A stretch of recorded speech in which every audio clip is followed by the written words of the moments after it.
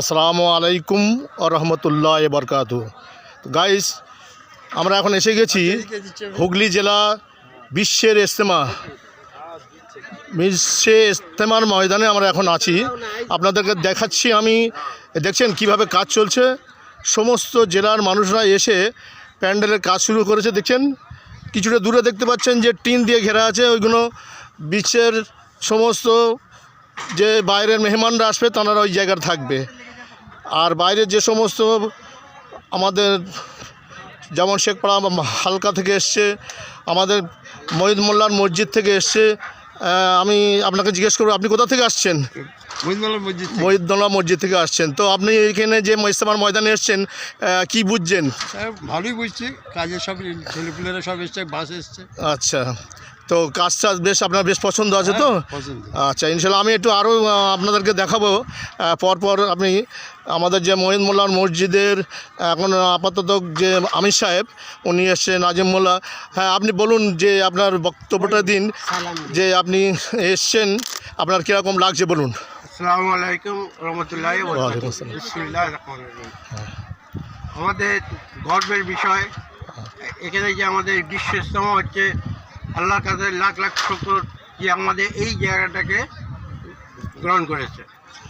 এই দীর্ঘ 32 বছর বাদ এই আমাদের ইজতেমা কুইনানে হচ্ছে। আর আগামী গত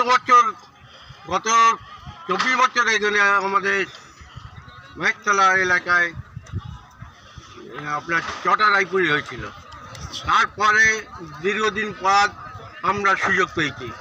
সেই সুযোগে আমরা যতটা পারি নেকি সব হাসিল করবার চেষ্টা করি।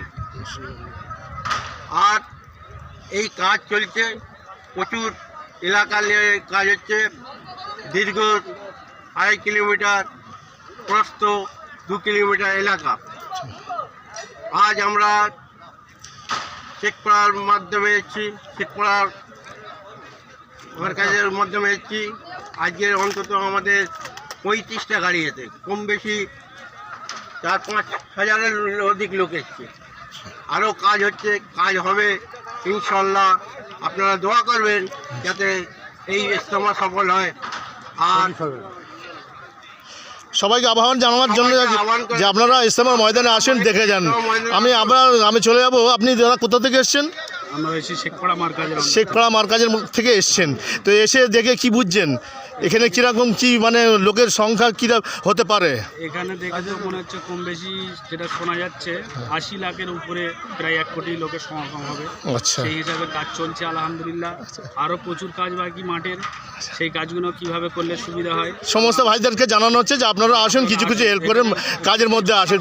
হ্যাঁ, মুরব্বী সাহেব কাছে যাচ্ছে। আপনি কোথা থেকে আসছেন? চন্দননগর মার্কাজ থেকে আপনি আসছেন। তো আপনি কি বাসে এসছেন না কোনো? না, আমরা বাসে এসছেন। কতজন এসছেন? 60 জনের মতন এসছেন। তো এসে কি কিছু কাজ টাজ করার জন্যই সমস্ত ছেলেরা কাজের মধ্যে লেগে আছে। তো আপনার কিরাম কি মনে হচ্ছে, কত লোক হতে পারে? সেটা আল্লাহই জানে।